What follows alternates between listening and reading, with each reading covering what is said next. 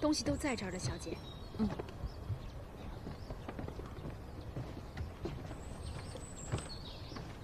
高明师傅呢？买马去了。咱们这么多的人和行李，3辆车都坐不下。丫鬟和小厮的身契我都还给他们了，还多给了些银两。臧大人不会介意吧？这整个京城，还有谁比香老板更会赚钱呀？这以后我们大家都得仰仗您了。小海，小海，你看谁来了？赵大人。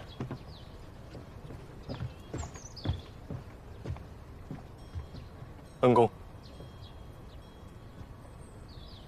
臧海啊，你准备辞官，离开京城？我已向内阁递了辞呈，想着等皇上允准了再跟您说。你现在是否有空，能同我聊聊？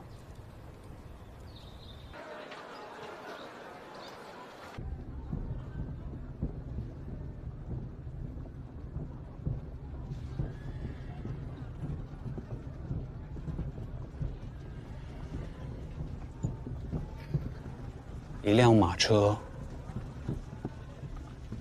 可以往左走，也可往右走。然而，缰绳却在马夫手里。我有时候觉得，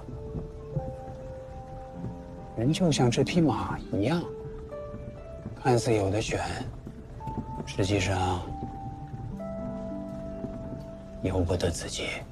当年我救下你，我让你遵循内心的选择，你选择了复仇。但我这些年时时刻刻在想，让一个孩子做这么残忍的选择，真的对吗？恩公救我，乃大恩，又让师傅们照顾教养我，还让我报仇雪恨，我又怎会责怪您？是啊，你逐渐长大，心性成熟。如今，你的第3个仇人死了，可以开始新的生活了。我想让你再选一次。没事啊。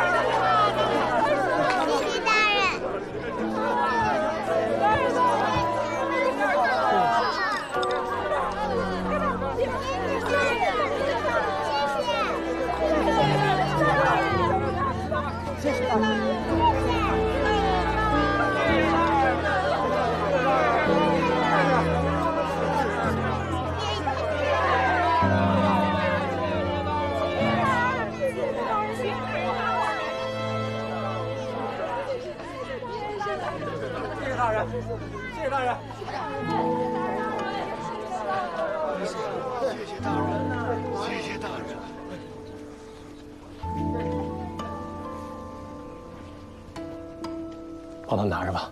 谢谢大人。谢谢大人。谢谢大人。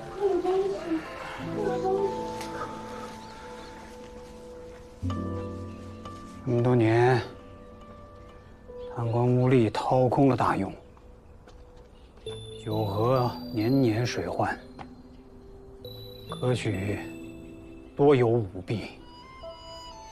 纵然在这天子脚下，仍有几名饿死。恩公所说的选择，是指什么？还记得你刚入平津侯府的时候，把收到的礼换成粮食，给饥民们施粥吗？而你的父亲曾经也是这样做的，他也会让一些饥民做劳工，好歹让他们有一口饭吃。你的很多师兄弟都是逃难的灾民孤儿，幼小无依，被他接到家中抚养长大，但也仅此而已。那次你上我家去试探，我对你说的话，你还记得吗？在确保你想做的事情一定能够实现之前，先走到那个位置去。您的意思是，你父亲能救他们于一时，你为何不能走得更远，救天下苍生于一世？从明日起，我将暂代内阁首辅，而你有纵横天下之才，若你愿意，就接受这入职内阁的特检，继续在朝中做官。若要从此天高海阔，就拒了它，去过你想要却一直不能拥有的人生吧。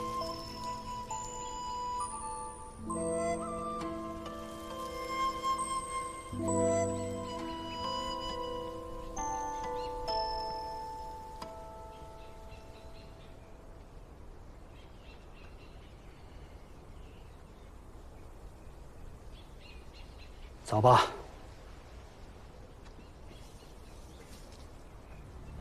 安童，我想到办法了。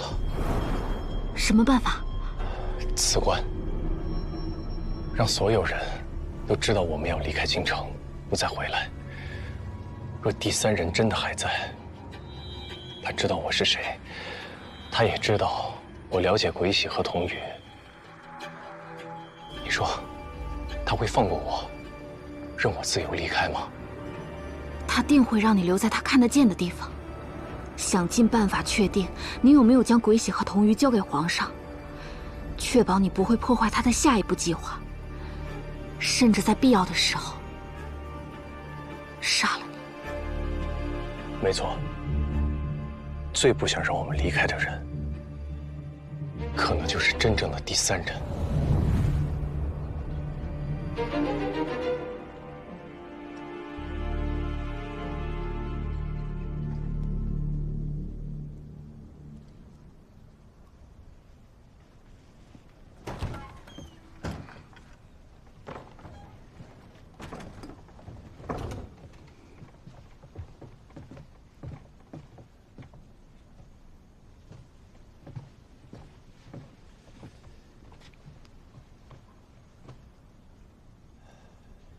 他恳请我留京，并入内阁，助他一臂之力。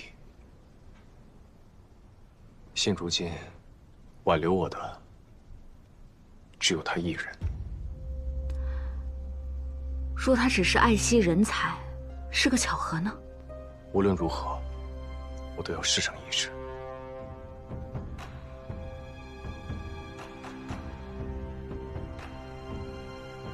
此次入阁，不仅能与他朝夕相处，还能接触到诸多档案机密。倒是他，或不是他，我总要求一个真相。师父那边，你帮我多留意着。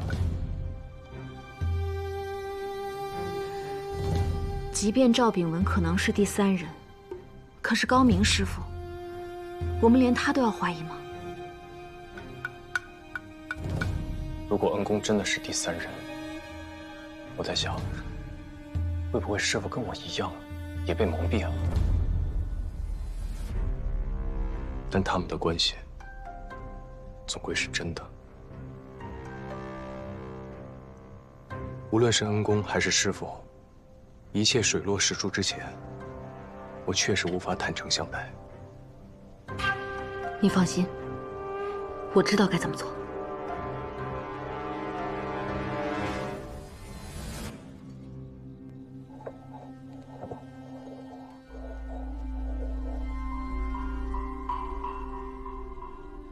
这“中庸”二字，为何总难写好？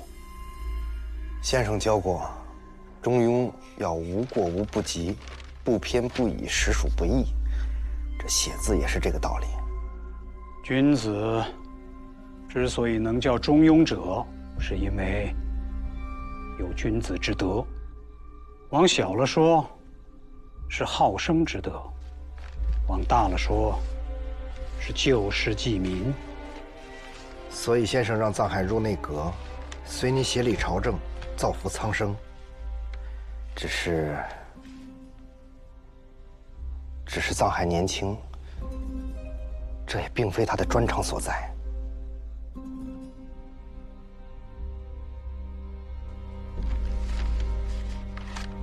这是你的意思，还是藏海的意思？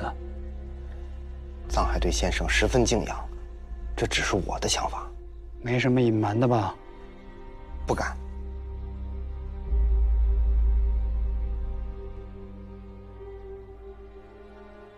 你呀，还是要做好为师的本分，不要让当年之事重现。还没有探听到童瑜的下落吗？我这个徒弟心思缜密，暂时还无处下手。要是再不探明，可就晚了。我这都是为了他好，让他留在京城，入内阁，才是真正的保护他。我会尽快的。啊，赵阁老。赵阁老。承蒙皇上圣恩，由我暂代首辅之职。今后内阁之事，还要仰仗各位大人多多相助。阁老尽管吩咐。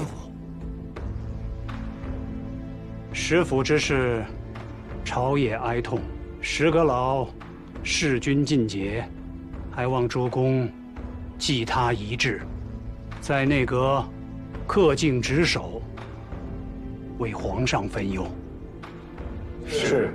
皇上已允准了藏海入职内阁，日后可参与朝廷的机要事务。藏海，以后内阁书库，你可随意出入。是，赵大人。好了，准备今日议事吧。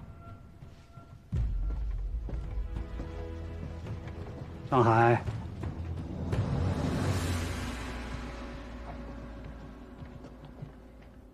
有不懂的地方，随时来问我。你我之间不必拘谨。是。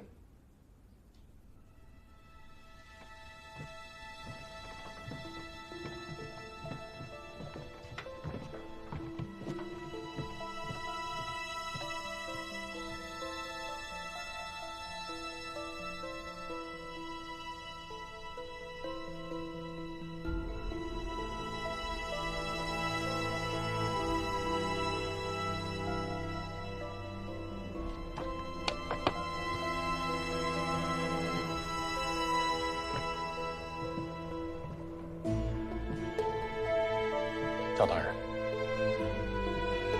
我有一事想向您请教。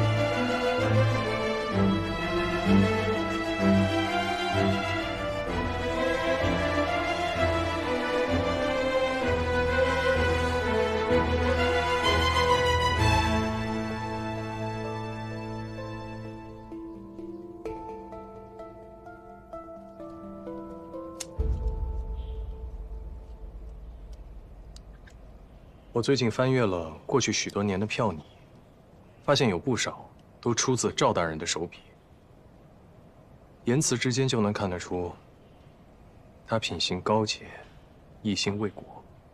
照你这么说，他不仅毫无破绽，反而越查下去，越彰显他是个忧国忧民的好官。难道我们真的误会他了？我现在也想不清楚，他是一心想要培养我，还是为了骗取我手上童鱼的下落？能10年如一日的演下去，一定是为了更深的目的。在确保想要做的事情一定能实现之前，先走到那个位置上去。还是得继续查。接下来比的，就是耐心了。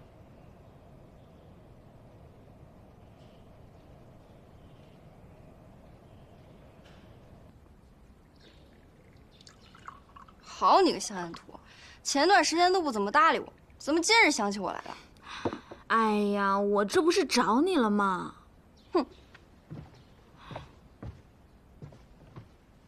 你看，我给你泡了当下上好的花茶，你尝尝看。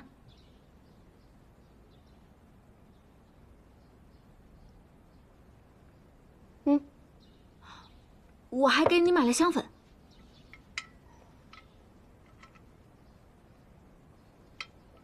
还不错，喜欢你就都拿走。算你还有点诚意。你最近和藏海怎么样？他刚入内阁，天天跟着你爹忙于朝政，都见不着他人。我说呢，原来是见不到藏大人，这才想起我来。这画儿，你认得这玉刃山风光图啊？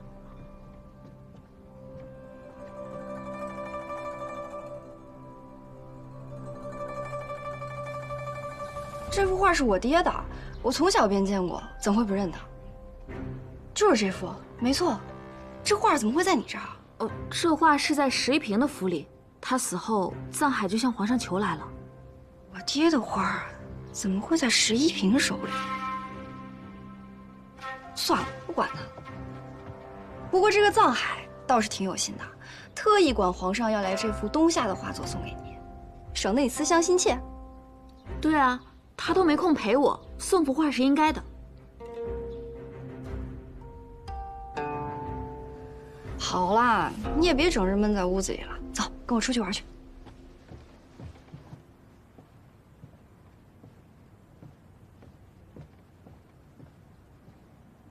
赵大人，下官有一事不明，还望您指点。这些天，工部呈上来的奏本，内阁票拟的意见都是不予批复。当下正值春季，多有水患之灾，工部深知其中利害，想要兴修水利，可不知为何。藏海，这些年，大庸国库空虚。别说是工部了，就连礼部的春闱都捉襟见肘。如果只是因各部所需一直拨银，早晚顾此失彼呀。这个问题必须要从根上去解决。您说的是惩治贪腐？对，国库的银两都流失到了贪官污吏的手中。拨得再多也没有用，归根结底是律法的问题，是贪腐当用重刑。但这样会不会适得其反？藏海啊，藏海，你能想到这一点？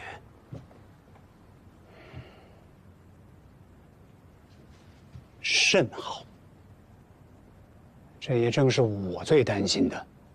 朝廷的贪墨之风，多是因官吏们俸禄太薄而无力养家。想让他们不轻于百姓，不是杀几个就能解决问题的。我已经向皇上谏言，将5品以上官员的俸禄提高30%。这笔银两才是朝廷最需要拨的。官足以毕生，食足以起家，得让他们先养家糊口，才能不鱼肉百姓。这的确是一个好办法。但是不是应该先从百姓身边的官员开始？若是国库有那么多的银两，我怎会不这么做？可要越过这朝中诸多大臣，先着眼小官小吏，恐怕就连皇上也办不到。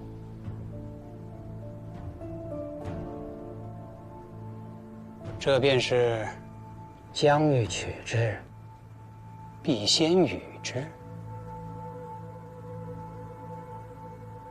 你已是谋政者，以后一定时刻牢记。是，藏海谨记。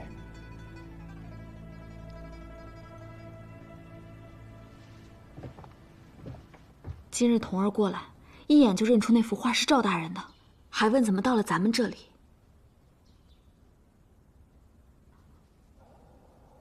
果真是他的，那这事儿就十分可疑了。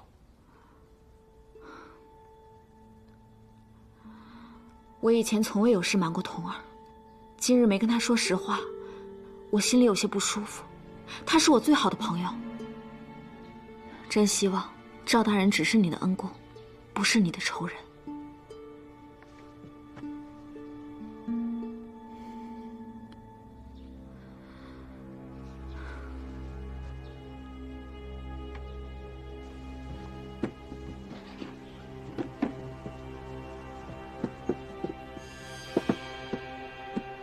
童儿，爹，你在找什么？爹，这幅画你当真送给11平了吗？哪幅画？就是这里之前装的《玉人山风光图》。哦，那幅啊。哎呀，那是之前有一次呢，我和朝中其他的同僚去石府拜会，美其名曰书画鉴赏，我也就随便挑了这幅去充数，没成想还真被他看上了，强行索要，我也就送给他了。我今日去找按图玩，在他那里看到了这幅画，我还以为是自己看错了，结果回来一瞧，还真是。这幅画随着11平生死，师傅查封，应该统一归入朝廷啊，怎会被他收了去？他说，是藏海看到那是一幅东夏的画作，便特意向皇上要来，送他当做礼物。原来如此，童儿，陪爹坐一会儿。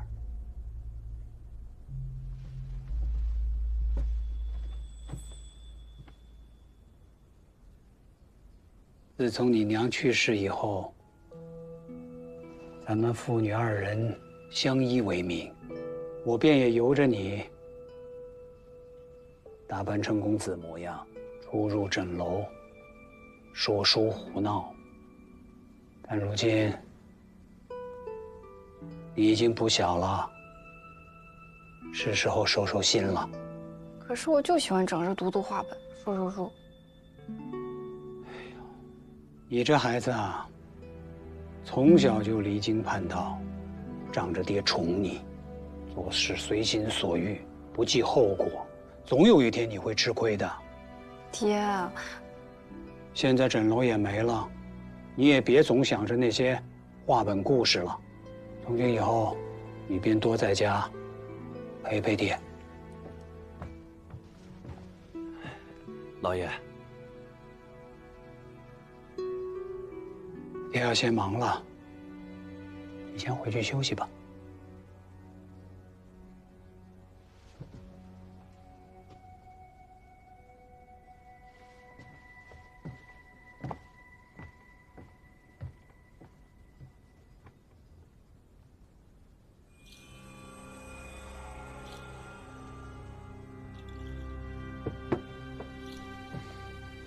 老哥，哎，在老爷。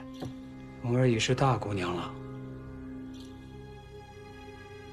以后她出门安排几个下人跟着，免得出了差池。是。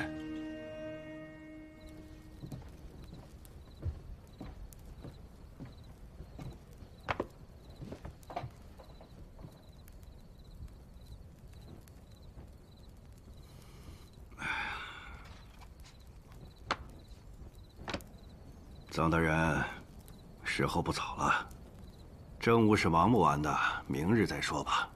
明日还有工部和钦天监的事儿等着我办呢。过去师阁老总是责骂我，说我懒惰散漫。他若是看到你这样，一定会很欣赏你的。那我先回来。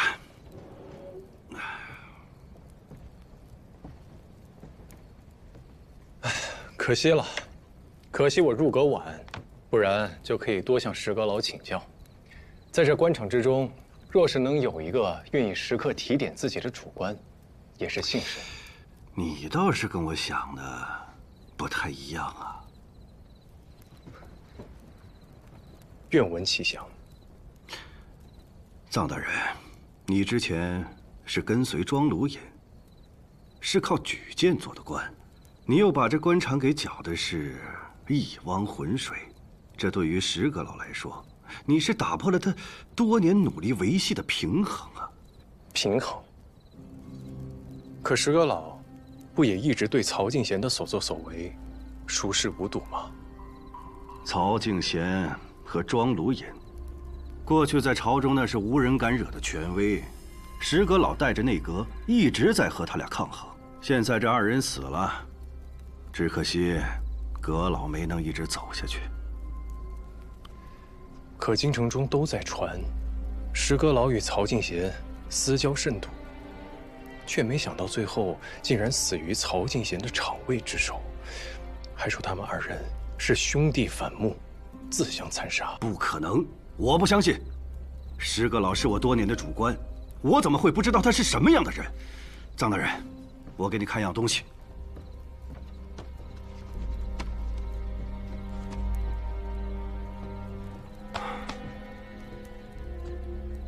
这是大庸官员的名册，当初是石阁老交给我的。他在吏部做侍郎的时候就已经在写这本名册了。人人都说石阁老做吏部尚书，对大庸官员过目不忘。没想到是好记性不如烂笔头啊！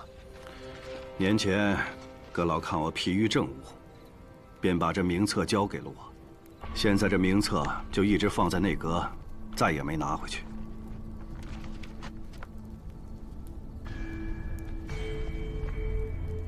陆敏，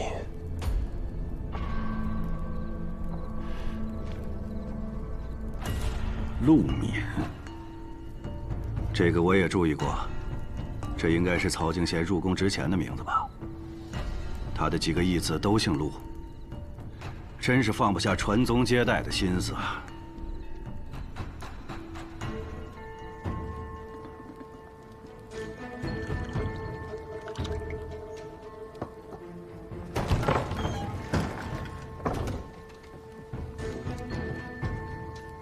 哎呦，大人，老奴不知大人到来，有失远迎啊。坐。谢大人。你先下去吧。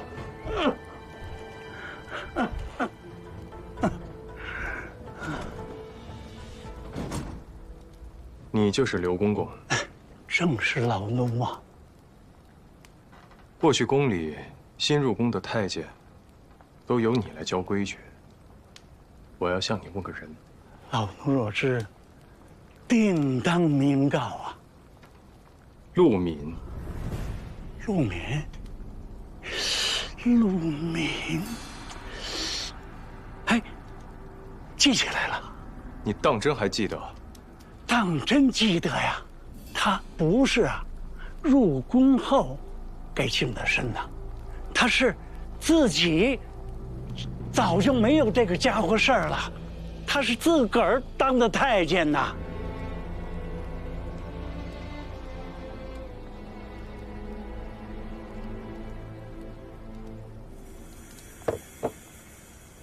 宫里的规矩礼法多，在这里学成的，才有资格入选内宫做太监。陆敏是个勤快的人，还好琢磨。没多久啊，他就在我们这几个老家伙的手里头，那学得个七七八八的了。到了更名换姓要进宫的那天呐，他呀，比那个早他3年5年进宫的还要厉害呀。那他后来换了什么名字？那我就记不得了。我记得好像他是到了御马监里头干杂活了。陆敏啊，他读过书，识得字，说话呀也文绉绉的。他总说呀，自己不该是个太监，若是报考功名，他必然是个大官啊。据他说呀，他在全京城最好的地方读过书，是大雍学宫。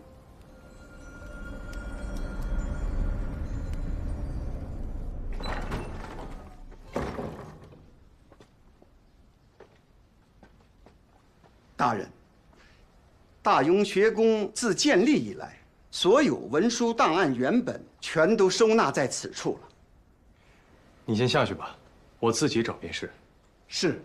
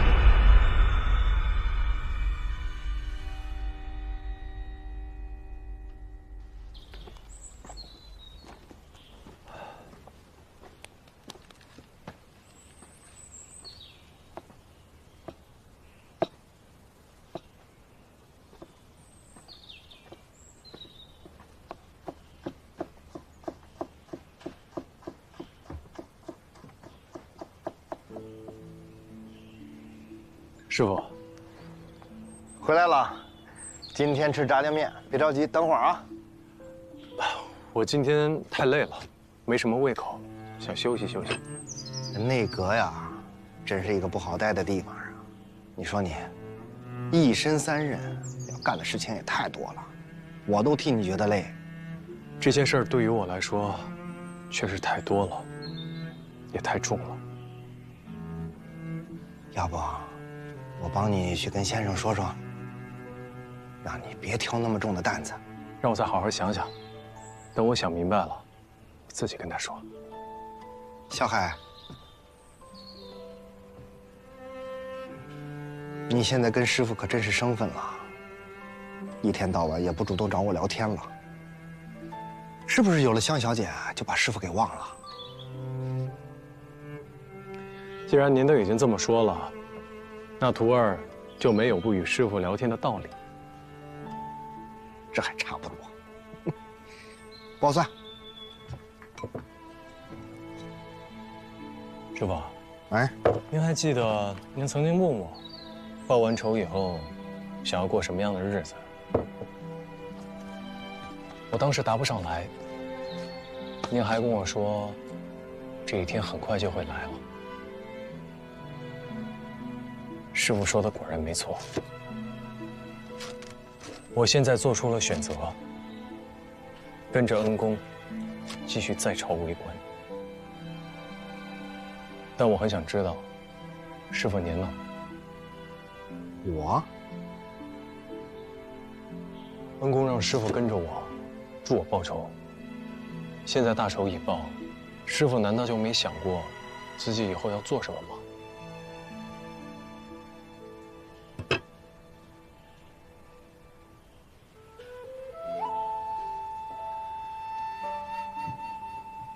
你小子是不是嫌弃师傅没用了？你现在是进内阁了，师傅以前教的东西用不上了。我不是那个意思。我知道你不是那个意思，我逗你小子呢。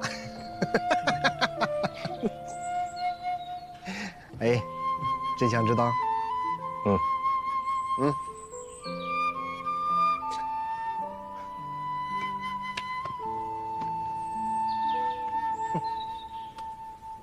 哎呦，这可是观音呐！师傅啊，您还记得在我小时候您带我去骗贪官的事儿吗？记得呀。您看啊，现如今我也能拿到新换的官银了。你小子有出息了，当初我用的官银可是你恩公给的学费呢，结果呢，第一堂课就花完了。哎呀，师傅装大官装得这么像，难不成就是跟恩公学的？要不你也真来做做官？哎，那可不成。师傅就是个江湖骗子，真上阵那就露馅儿了。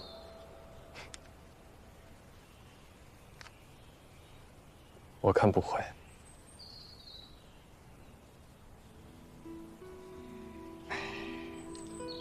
这人呐，有的时候真不一定为了一个什么目的而活着，日子一天天的过，有在乎的人在身边，不挺好吗？你在京城，你恩公也在京城，师傅我能去哪儿啊？我就在家里给你打打下手，做个厨子。既然教不了你本事，那我就把你的胃养好。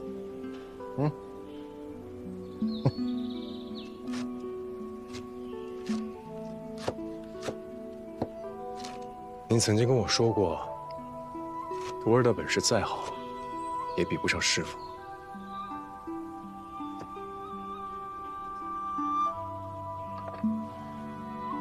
行，你也忙了一天了，进屋睡会儿。面条呢，我慢慢做，等你睡醒了就能吃了。我不会叫你，保证一碗炸酱面能把你香醒。去吧。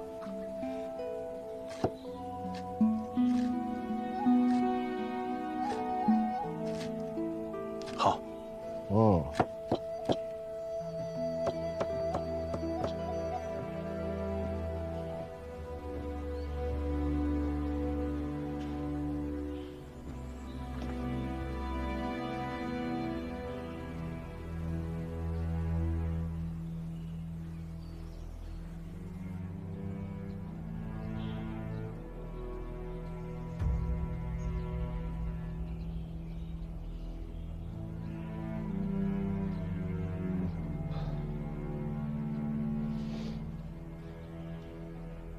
赵大人，恩公，我的第三个仇人。之前我觉得是自己太想复仇，一切都是执念在作祟，停不下探查的脚步。直到真相水落石出。你想好怎么做了吗？要不要直接去告诉皇上？不行，如今我也隐藏了童玉，此事不能再通过皇上了，得靠我们自己解决。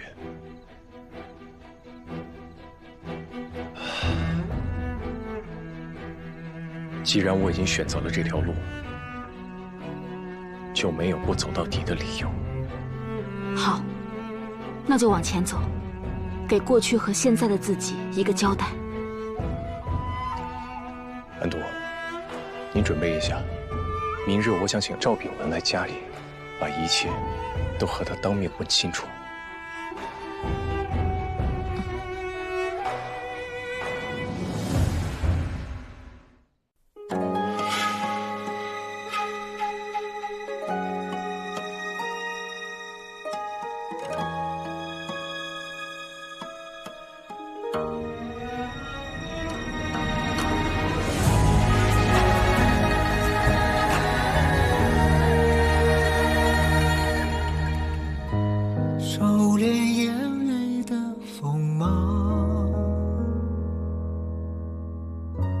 掌心念着危险的渴望，惊涛袖里草，惊雷无声响，城府深，深不过我目眶。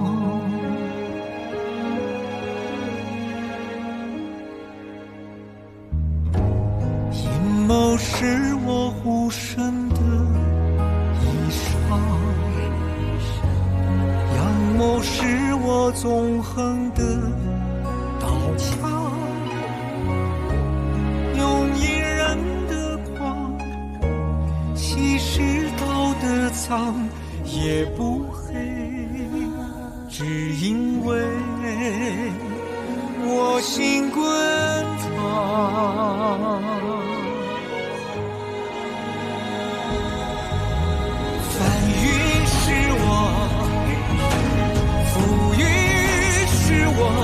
人心的罗盘莫测，总会有人起起落落。生杀是我，